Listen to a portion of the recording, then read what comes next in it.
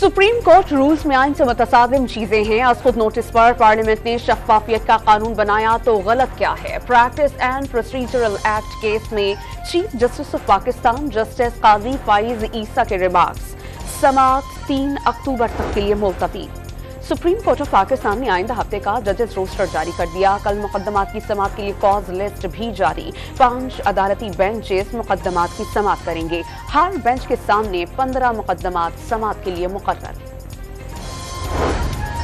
वफाकी हुकूमत का गैर मुल्की सरमायाकारी और तिजारत को फरोग देने के लिए बड़ा इक़दाम। निगरान काबीना ने business investor work visa policy में तरमीम की मंजूरी दे दी। 103 ममालिक के लिए वीजा पॉलिसी में तरमीम की मंजूरी सर्कुलेशन के जरिए ली गई।